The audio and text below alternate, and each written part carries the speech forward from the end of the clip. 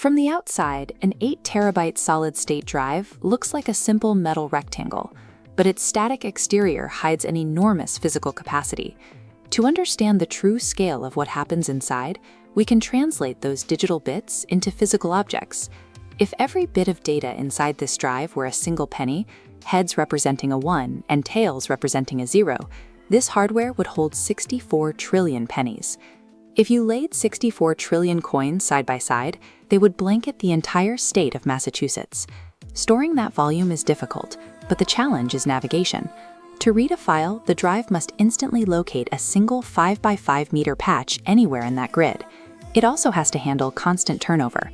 The drive can erase and physically flip the binary state of every single coin across that massive area up to 10 times a day, and it can read their states around 70 times a day.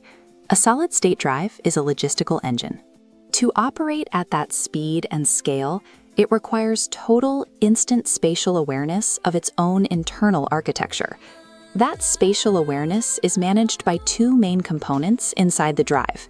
The operation is directed by the SSD controller, a microchip acting as the brain, working alongside a set of DRAM chips that serve as the drive's active working memory.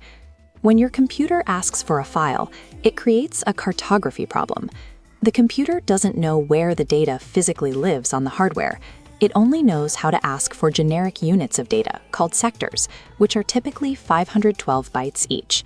The controller bridges this gap using logical to physical translation.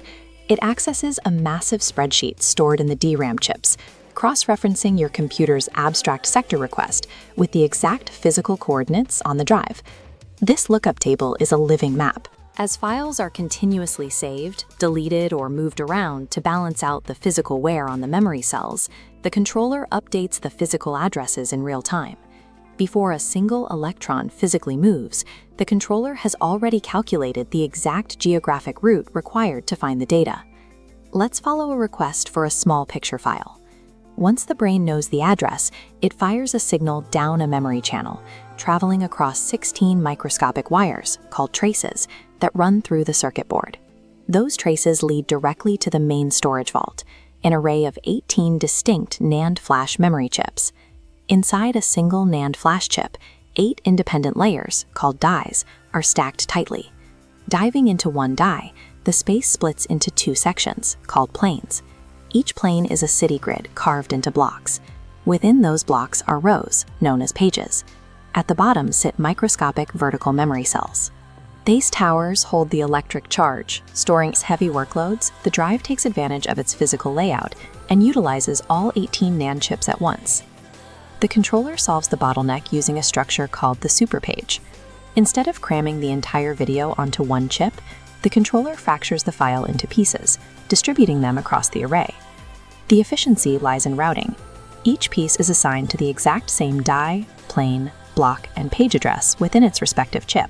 Because the specific address is identical across the board, all 18 chips can execute the read command in parallel. They retrieve their assigned portions of the file simultaneously, achieving read and write speeds that a single chip could never reach on its own. A solid-state drive relies on fast hardware arrays moving in perfect sync. The raw physical layout provides the capacity, while the controller maps the microscopic space, organizing billions of